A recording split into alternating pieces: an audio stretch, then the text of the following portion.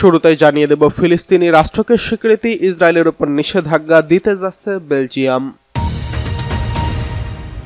এরপরে জানিয়ে দেব ট্রাম্পের সঙ্গে ইউক্রেন যুদ্ধ বন্ধে সমঝোতা হয়েছে, জানিয়েছে ভ্লাদিমির পুতিন। অন্যদিকে রয়েছে ইরানের পরমাণু কর্মসূচি নিয়ে পুতিনের মন্তব্য। সর্বশেষ জানিয়ে দেব এসসিও সম্মেলনে রাষ্ট্র পৃষ্ঠপোষকতায় সন্ত্রাসবাদের বিরুদ্ধে সতর্ক করল পাকিস্তান। এতক্ষণ শুনছিলেন সংবাদ শিরোনাম, এবারে বিস্তারিত। ফিলিস্তিনি রাষ্ট্রকে স্বীকৃতি, ইসরায়েলের উপর নিষেধাজ্ঞা দিতে যাচ্ছে বেলজিয়াম। ফিলিস্তিনকে রাষ্ট্র হিসেবে স্বীকৃতি দেবে বেলজিয়াম। দেশটির উপপ্রধানমন্ত্রী এবং পররাষ্ট্রমন্ত্রী ম্যাক্সিম পোভট এই ঘোষণা দিয়েছেন। এই মাসের শেষের দিকে জাতিসংঘের সাধারণ পরিষদে ফিলিস্তিনি রাষ্ট্রকে স্বীকৃতি দেবে বেলজিয়াম। এক প্রতিবেদনে এই তথ্য জানিয়েছে কাতার ভিত্তিক সংবাদ মাধ্যম আল জাজিরা। ম্যাক্সিম পোভট মঙ্গলবার ২রা সেপ্টেম্বর সামাজিক যোগাযোগ মাধ্যমে এক্সে লিখেছেন, জাতিসংঘের অধিবেশনে বেলজিয়াম ফিলিস্তিনকে স্বীকৃতি দেবে এবং ইসরায়েলি সরকারের বিরুদ্ধে কঠোর নিষেধাজ্ঞা আরোপ করবে। পোভট লেখেন, বেলজিয়াম ইসরায়েলের উপর ১২টি কঠোর নিষেধাজ্ঞা আরোপ করবে, যার মধ্যে রয়েছে বসতি থেকে পণ্য আমদানির উপর নিষেধাজ্ঞা এবং ইসরায়েলি কোম্পানিগুলোর সঙ্গে ক্রয় সংক্রান্ত সরাসরি নীতির পর্যালোচনা। তিনি আরও বলেন, ফিলিস্তিনে বিশেষ করে গাজায় মানবিক বিপর্যয়ের আলোকে এই ঘোষণা করা হয়েছে। এর আগে জুলাইয়ের শেষের দিকে ফ্রান্সের প্রেসিডেন্ট ইমানুয়েল ম্যাক্রো ঘোষণা দিয়েছেন, প্যারিস জাতিসংঘের সাধারণ পরিষদে ফিলিস্তিনকে স্বীকৃতি দেবে, যা আগামী ৯ থেকে ২৩ সেপ্টেম্বর নিউ ইয়র্কে অনুষ্ঠিত হবে। এরপরে অস্ট্রেলিয়া, কানাডা সহ বেশ কয়েকটি দেশ ঘোষণা করেছে যে তারা ফিলিস্তিনকে স্বীকৃতি দেবে। অবশ্য কিছু দেশ বলেছে তারা তাদের স্বীকৃতির জন্য শর্ত আরোপ করতে চায়। এই বছর এপ্রিল পর্যন্ত প্রায় ১৪৭টি দেশ, যা জাতিসংঘের ৭৫% সদস্যের প্রতিনিধিত্ব করে, ইতিমধ্যে ফিলিস্তিনকে এরা স্বীকৃতি দিয়েছে। বেলজিয়ামের এই ঘোষণা এমন সময় সামনে এলো যখন ২ বছর ধরে গাজায় চলা ইসরায়েলের আগ্রাসনে ৬৩,০০০-এরও বেশি মানুষ নিহত হয়েছেন এবং আহত হয়েছে ১,৬০,০০০-এরও বেশি মানুষ। গত জুলাই মাসে বেলজিয়ামের প্রসিকিউটররা গাজায় নৃশংসতার অংশগ্রহণের অভিযোগে ২ ইসরায়েলি সেনার বিরুদ্ধে যুদ্ধ অপরাধের অভিযোগ আন্তর্জাতিক অপরাধ আদালত ICC-তে পাঠিয়েছেন।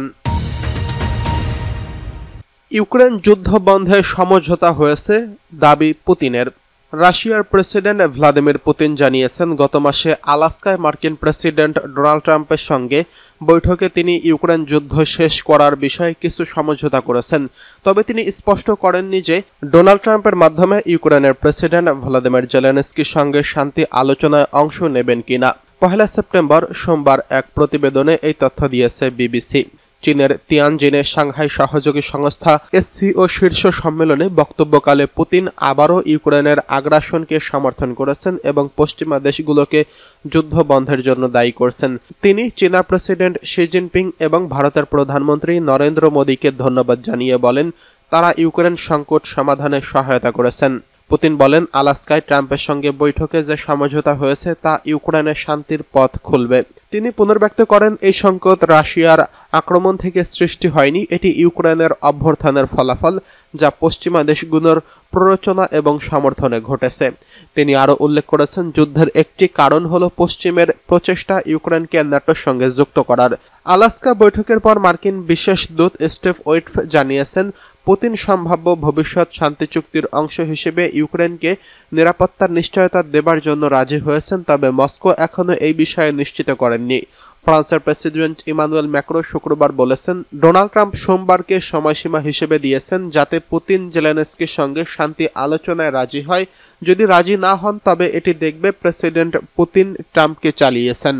গত শুক্রবার পর্যন্ত রাশিয়ার হামলা অব্যাহত রয়েছে। মস্কো কিয়েভে ৬২৯টি ড্রোন এবং ক্ষেপণাস্ত্র নিক্ষেপ করেছে, যার ফলে ২৩ জন নিহত হয়েছেন এবং ইউরোপীয় নেতারা এই হামলার কঠোর নিন্দা জানিয়েছেন। জার্মানি এবং ফ্রান্স রাশিয়াকে শান্তি চুক্তি আরোপ করতে চাপ দেওয়ার জন্য প্রতিশ্রুতি দিয়েছেন। এদিকে জেলেনস্কি শান্তি চুক্তির অংশ হিসেবে রাশিয়ার সঙ্গে বাফার জোন প্রস্তাব প্রত্যাখ্যান করেছেন। তিনি অভিযোগ করেছেন, রাশিয়া কূটনীতির জন্য প্রস্তুত নয় এবং যুদ্ধের শেষে বিলম্বিত করার চেষ্টা করছেন। এদিকে ইরানের পরমাণু কর্মসূচি নিয়ে পুতিনের মন্তব্য। ইরানের পরমাণু কর্মসূচি নতুন করে আলোচনায়। এরই মধ্যে ইউরোপের 3 দেশ ফ্রান্স, জার্মানি এবং ব্রিটেনের সঙ্গে পরমাণু কর্মসূচি নিয়ে আলোচনায় ব্যর্থ হয়েছেন।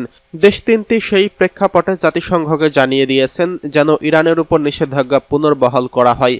এই নিয়ে রাশিয়া দেশটির প্রতিক্রিয়া জানিয়েছেন, তবে চীনের তিয়ানজিনে ইরানি প্রেসিডেন্ট মাসুদ পেজেশকিয়ানকে কাছে পেয়ে মন্তব্য করেছেন রুশ প্রেসিডেন্ট ভ্লাদিমির পুতিন। বহুজাতিক এই সম্মেলনে বিশ্বের গুরুত্বপূর্ণ বিভিন্ন দেশের নেতারা উপস্থিত হয়েছেন।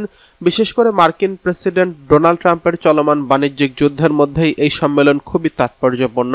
এই সম্মেলনে জোটবদ্ধ হওয়ার ইঙ্গিত দিয়েছে চীন, রাশিয়া ও ভারত। সাংহাই কোঅপারেশন অর্গানাইজেশনের এই সম্মেলনে হাজির হয়েছেন ইরানি প্রেসিডেন্টও। সেখানেই মাসুদ পেজেশকিয়ানের সঙ্গে বৈঠক করেন পুতিন। বৈঠকে তিনি ইরানের পরমাণু কর্মসূচি নিয়ে আলোচনা করেন। 1 সেপ্টেম্বর সোমবার ক্রেমলিন এমন তথ্য জানিয়েছেন। পুতিন জানিয়েছেন, ইরানকে মোটেও একা ছেড়ে দেননি তিনি, বরং তেহরানের পরমাণু কর্মসূচি নিয়ে নিয়মিতভাবেই উভয় দেশের নেতাদের মধ্যে আলোচনা হয় বলে জানিয়েছেন ভ্লাদিমির পুতিন। রুশ প্রেসিডেন্টের এমন মন্তব্যের জন্য পশ্চিমাদের জন্য বার্তা হিসেবে দেখা হচ্ছে, কেননা যুক্তরাষ্ট্রসহ পশ্চিমা দেশগুলো যখন ইরানকে চাপে রেখেছে, তখন রাশিয়া এই পাশে দাঁড়ানো তেহরানের শক্তি বহুগুণে বাড়িয়ে দেবে। এদিকে এসসিও সম্মেলনে পৃষ্ঠপোষকতায় সন্ত্রাসবাদের বিরুদ্ধে সতর্ক করল পাকিস্তান। চীনের তিয়ানজিনে অনুষ্ঠিত সাংহাই সহযোগী সংস্থার এসসিও রাষ্ট্রপ্রধানদের 25তম শীর্ষ সম্মেলনে সোমবার পাকিস্তানের প্রধানমন্ত্রী শাহবাজ শরীফ পৃষ্ঠপোষকতায় সন্ত্রাসবাদের বিরুদ্ধে কড়া সতর্কবার্তা দেন। একই সঙ্গে তিনি আঞ্চলিক সার্বভৌমত্বের প্রতি সম্মান, সংলাপ এবং যৌথ উদ্যোগে সন্ত্রাসবাদের মোকাবিলার আহ্বান জানিয়েছেন। 1 সেপ্টেম্বর এক প্রতিবেদনে এই খবর দিয়েছে জিও নিউজ। শাহবাজ শরীফ বলেন, যারা দীর্ঘদিন ধরে রাজনৈতিক স্বার্থ হাসিলের জন্য সন্ত্রাসবাদকে ব্যবহার করছেন, তাদের জানা উচিত বিশ্ব আর এই মন গড়া বয়ান কিনবে না। তিনি আরও বলেন, পাকিস্তানের হাতে সাম্প্রতিক সন্ত্রাসী হামলায় বিদেশিদের জড়িত থাকার অখণ্ডযোগ্য প্রমাণ রয়েছে। জাফর এক্সপ্রেস জিম্মি ঘটনা থেকে শুরু করে খাইবার পাখতুনখাওয়া ও বেলুচিস্তানে হামলার জন্য যারা দায়ী, তাদের জবাবদিহির আওতায় আনতেই হবে। পাক প্রধানমন্ত্রী উল্লেখ করেন, পাকিস্তান ইতোমধ্যে সন্ত্রাস বিরোধী লড়াইয়ে 90,000-এরও বেশি প্রাণ উৎসর্গ করেছেন, যার মধ্যে শিশু, নারী ও প্রকৌশলী, বিজ্ঞান, সাধারণ নাগরিক থেকে শুরু করে কর্মকর্তারা পর্যন্ত রয়েছেন। এটি শুধু পাকিস্তানের জন্য নয়, পুরো অঞ্চলের জন্য নিরাপত্তা এবং শান্তির জন্যই আমাদের ত্যাগ। শাহবাজ শরীফ বলেন, পাকিস্তান বহুপাক্ষিকতায় বিশ্বাসী, একতরফা পদক্ষেপ বা সংঘাতে নয়। সার্বভৌমত্ব এবং ভৌগোলিক অখণ্ডতার চেয়ে কিছুকে পবিত্র মনে করা যায় না। তিনি জোর দিয়ে বলেন, এসসিও সদস্য দেশগুলোকে সব দ্বিপাক্ষিক চুক্তি মেনে চলা উচিত, বিশেষত পানি বণ্টনের বিদ্যমান চুক্তি অনুযায়ী যথাযথ প্রাপ্য অংশে বাধাহীন প্রবেশাধিকার নিশ্চিত করা জরুরি। আফগানিস্তানের স্থিতিশীলতার প্রসঙ্গে তিনি বলেন, আফগানিস্তানের স্থিতিশীলতা গোটা অঞ্চলের স্বার্থের জন্য জড়িত। গাজায় ইসরায়েলি আগ্রাসন ও অবরোধের তীব্র নিন্দা জানিয়ে শাহবাজ শরীফ বলেন, গাজায় চলমান নৃশংসতা ও অনাহারে আমাদের সম্মিলিত বিবেকের উপর স্থায়ী কলঙ্ক হয়ে থাকবে। তিনি জাতিসংঘের প্রস্তাব অনুযায়ী 2 রাষ্ট্র সমাধানের প্রতি পাকিস্তানের সমর্থন পুনর্ব্যক্ত করেছেন।